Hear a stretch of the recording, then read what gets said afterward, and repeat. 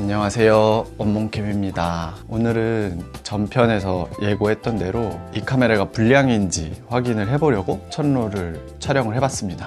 결론부터 얘기하자면은 현재로서는 한 롤을 더 촬영을 해봐야지 불량인지 아닌지 확인을 할 수 있을 것 같고요. 제 생각에는 불량은 아니고 촬영을 할 때 초반에 몇 가지 실수를 한 점, 이중 노출 촬영을 한 것 때문에 몇 컷이 좀 겹쳐서 나온 게 아닐까 생각을 하고는 있습니다. 먼저 빠르게 한 롤을 촬영을 해보고 나서 느낀 장점부터 얘기를 해보자면 먼저 이 레버부터 얘기를 해볼게요. 레버가 가지는 장점은 자동화된 PNS 카메라에서 촬영을 한 뒤에 필름 감는 소리가 생각보다 좀 소음이 심하거든요. 근데 이 레버 같은 경우에는 필름 장전을 나중에 할 수도 있고 아니면은 조용히 하면은 그렇게 소리도 크지 않기 때문에 정숙성을 유지하는 데는 이 레버가 있는 방식의 필름 장전이 훨씬 더 좋다고 느꼈습니다. 그리고 저번에도 얘기했던 것처럼 카메라가 묵직해가지고 마치 새 책을 사서 손에 들었을 때 묵직한 느낌과 비슷하다고 생각하시면 되는데요. 손에 들고 있었을 때 어떤 만족스러움이 느껴지는 그런 재질과 무게감을 가지고 있습니다.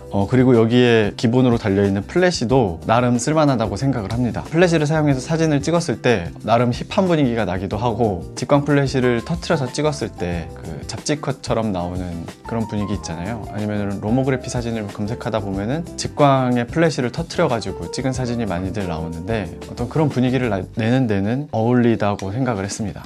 지금까지는 장점이었고요. 단점 부분을 좀 얘기를 해보자면은 먼저 모두가 의아해 하시는 조리개 2.8의 셔터 250분의 1초 문제를 얘기를 해주셨는데요. 그 부분은 로모 MCA만의 문제라고 보기는 힘듭니다. 콘탁스 T2도 그렇고요. 그리고 제가 가지고 있는 미놀타 TC1도 그렇고, 그리고 심지어 후지 필름의 X100 시리즈도 비슷한 문제를 가지고 있습니다. 이 카메라들의 공통점은 리프 셔터를 사용한다는 점인데요. 대부분의 리프 셔터를 가진 카메라에서는 최대 개방 시에 최대 셔터 속도가 나올 수 없다고 합니다. 다만 디지털 카메라인 X100 시리즈의 최신 제품 같은 경우에는 전자식 셔터를 채용을 해서 그 한계점을 넘기긴 했지만, 필름 카메라인 경우에는 전자 셔터의 개념이 없기 때문에 최대 셔터 속도인 이 500분의 1초를 넘길 수 없다는 점이 있었고요. 그 부분들은 미놀타 TC1이나 그리고 콘탁스 T2 모두 동일하고요. T3도 마찬가지입니다. 근데 펜탁스 17의 경우에는 최대 셔터 속도가 나오지 않냐 라고 얘기하실 수도 있는데, 그 부분은 최대 셔터 속도를 350분의 1초로 제한을 했기 때문에 최대 개방에서도 같은 셔터 속도가 나올 수 있다고 생각을 하고요. 애초에 조리개 2.8에 낮에 야외에서 찍기에는 500분의 1초도 부족하고요. 사실 1000분의 1초도 부족할 수 있습니다. 그래서 만약에 야외에서 최대 개방으로 심도가 얕은 사진을 찍고 싶다 라면은 ND 필터를 앞에 장착을 해서 찍으시는 거를 추천을 드리고요. 그리고 이제 진짜 단점으로 넘어가 보자면, 우연히 발견했던 단점 중에 하나는 초점 센서의 문제였는데요. 실내에서나 야외에서 초점을 정말 잘 잡아주긴 하지만 창문을 투과해서 바깥에 있는 피사체에 초점을 맞추려고 하면은 정말 못 맞추더라고요. 그 투명한 창문 부분에 초점을 맞추려고 하는데 바깥에가 잘 보이지 않을 정도로 창문이 그렇게 더러웠던 것도 아니고, 그리고 다른 카메라에서는 모두 다 초점을 잘 잡았기 때문에 이 로모 MCA 문제라고 생각을 했습니다. 이 안에 있는 초점 센서의 문제라고 생각이 들었고요. 창문 바깥에 있는 피사체, 창밖 풍경을 찍을 때는 유의하셔야 될 것 같습니다. 창문을 열고 찍으시거나 아니면 여러 번 초점을 맞춰본 다음에 이 상단 LCD에 초점 거리가 제대로 떴는지 확인을 하는 게 좋을 것 같아요. 근데 이 부분도 문제인 게 뷰파인더 상에서 초점 거리가 표시가 되지 않기 때문에 반셔터를 누른 상태에서 이 위에 상단 LCD 창을 보고 다시 구도를 잡아야 되는데 그 부분이 좀 불편하게 느껴지긴 하더라고요. 그리고 또 다른 문제로는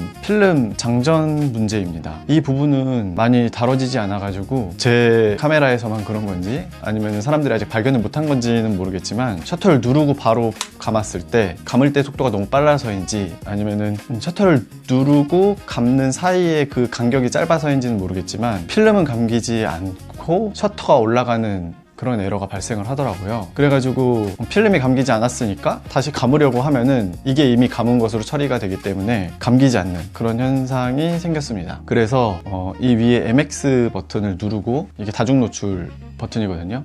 다중 노출 버튼을 누르고 셔터 속도를 500분의 1초로 맞추고 손으로 가리거나 렌즈캡을 씌워서 촬영을 한 뒤에 그 다음에 셔터를 천천히 감고 촬영을 할 수 있었습니다. 그리고 하단의 필름 되감기 레버도 조금 저는 불편하다고 생각이 들었습니다. 이 핸들 부분이 너무 짧아서 감기가 불편하기도 하고 손가락이 아프기도 하고, 그리고 이상하게 직접 사용해봐야지만 알 수 있을 것 같긴 한데 이게 어쩔 때는 필름이 빡빡하게 감기고 어쩔 때는 되게 스무스하게 감기는데, 이게 빡빡하게 감기거나 스무스하게 감기거나 이건 필름 문제일 수도 있지만 다른 카메라에서는 그런 건 잘 느껴보지 못했거든요. 그냥 이렇게 어느 정도 돌리다 보면은 당겨지는 느낌이 있고 필름이 풀리는 느낌이 있는데, 이거는 어쩔 때는 빡빡하고 어쩔 때는 스무스하다 보니까 확실하게 내가 그 필름이 다 감겼다는 느낌을 받기가 어려워서 약간 불안하기는 하더라고요. 그 부분은 왜 그랬는지 모르겠지만 이 부분은 좀 더 촬영을 해본 뒤에 말씀을 드릴 수 있을 것 같습니다. 그리고 이 부분이 약간씩 흔들려서 약간 불안하기도 하고, 렌즈 자체도 약간씩 유격이 좀 있기는 있습니다. 나중에 유격이나 흔들리는 부분에서 내부로 빛이 새는지는 좀 더 두고 확인을 해봐야 될 것 같긴 합니다. 그리고 많은 분들이 지적하시는 문제, 전 세계적으로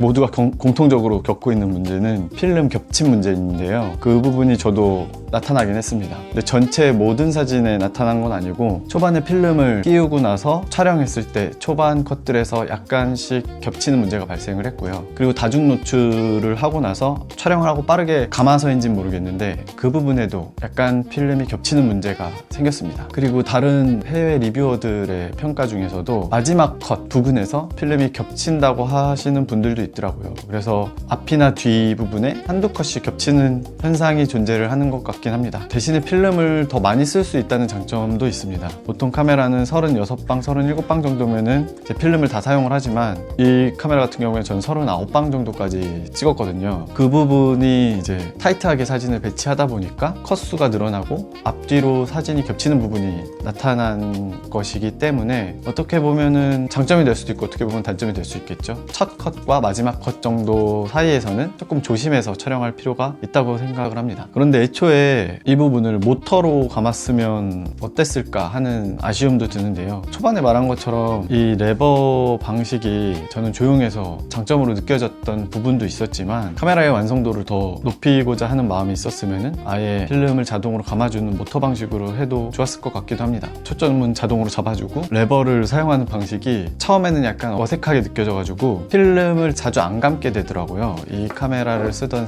습관 때문인지는 모르겠지만, 그래서 처음에는 어색하게 느껴졌는데 지금은 그래도 조금 적응을 한 상태이고요. 레버나 모터인 부분은 각각의 사용자 측면에서 호불호가 갈릴 수 있는 문제라고 생각을 합니다. 그래서 이 카메라는 지금 포지션을 보면은 가격이나 카메라의 성능을 봤을 때 제가 가지고 있는 이 카메라의 포지션인 보급형 PNS 카메라의 포지션으로 들어온 것 같더라고요. 하지만 현대에 나왔지만 과거 카메라의 성능을 따라잡지 못하는 그런 형태가 되었는데요. 전 영상에 구독자분이 답글로도 남겨주셨다시피 과거에는 카메라 기술자들도 많고 개발에 대한 기술 경쟁도 심화되었었기 때문에, 그리고 장인분들도 많았거든요. 그래서 이런 카메라가 탄생할 수 있었지만 지금 같은 경우에는 필름 카메라는 약간 비주류로 물러나고 상업 현장에서 쓴다기보다는 주로 취미 영역에서 많이 사용하는 카메라가 되었죠. 그러다 보니까 사진의 어떤 정확함과 고급화 전략을 가져가기에는 부담스럽긴 했겠죠. 근데 그 와중에서 로모에서 MCA를 출시한 게 어떻게 보면은 대단하다고 생각이 들기는 합니다. 지금 시대에 이런 카메라를 만드는 거는 쉽지 않다고 생각을 하긴 해요. 그리고 가격적인 면에서도 어느 정도 메리트가 있다고 생각을 했습니다. PNS 카메라에서 제일 유명한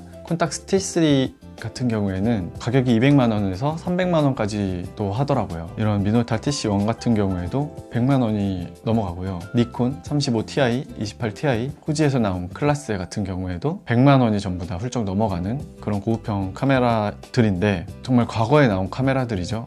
거의 90년대에 나온 카메라들이 많은데 지금은 연식이 오래되다 보니까 점점 고장나는 경우, 그리고 장고장들이 있는 경우들이 있어요. 콘탁스 T3 같은 경우에는 베리어 문제나 똑같이 필름 이송 문제도 있고요. 수리가 안 되는 부분도 있어가지고 되게 리스크한 부분이 있기도 하고요. 이 미놀타 TC1 같은 경우에도 저도 수리를 한번 했는데 자주 발생한다는 F에러라는 게 저도 발생을 했습니다. 조리개가 16으로 고정되는 현상인데 오래 쓰다 보면 이 앞에 선이 단순 완선이 된다고 하더라고요. 그래서 그 선을 다행히도 중국에서 아직도 제조를 해주고 있어서 구해가지고 수리를 했는데 수리비가 거의 20만 원 가까이 들기도 했습니다. 그런 것처럼 성능은 사실 과거의 고급형 PNS 카메라들이 현재 나온 카메라들보다 성능은 더 좋습니다. 더 좋고 이 작은 크기에 여기 이 카메라에 들어있는 모든 기능이 들어가 있기도 하고요. 그리고 심지어 이 작은 뷰파인더에서 셔터 스피드와 거리가 다 보입니다. 심지어 이 안에 필름을 감아주는 모터도 들어있어요. 크기가 정말 많이 차이가 나는데 옛날 고급형 PNS 카메라 기술의 정점이라고 생각을 합니다. 하지만 장고장이 정말 많겠죠. 전자식이고 그리고 나온 지 오래됐으니까. 이 로모 MC-A 같은 경우에는 정말 최신 제품이기 때문에 기본적으로 2년 정도 AS가 보장이 된다고 하고요. 그리고 그 이후에도 이 로모그래피라는 회사가 망하지 않는 한은 그래도 어느 정도 애프터 서비스를 해주지 않을까 합니다. 그래서 좀만 더 신경을 써서 카메라를 만들어서 과거의 고급 PNS 정도의 성능까지는 바라진 않지만 지금의 상태에서 완성도를 좀만 더 높였어도 정말 많은 분들이 만족하고 쓸만한 그런 카메라가 되지 않았을까 생각을 하는데, 그렇다고 해서 이 로모 MC-A를 대체할 수 있는 카메라가 있는 것도 아닙니다.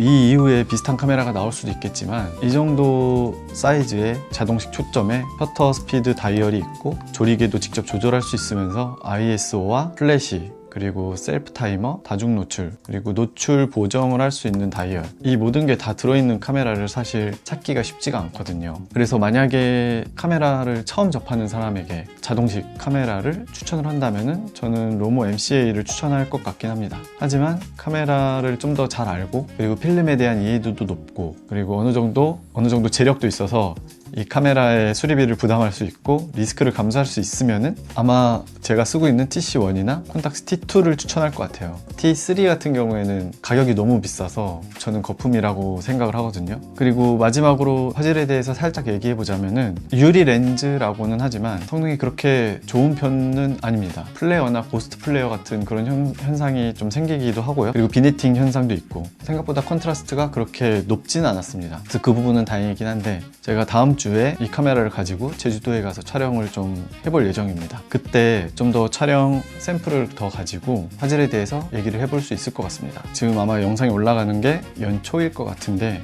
모두들 새해 복 많이 받으시고 다음 영상에서 뵙겠습니다. 안녕.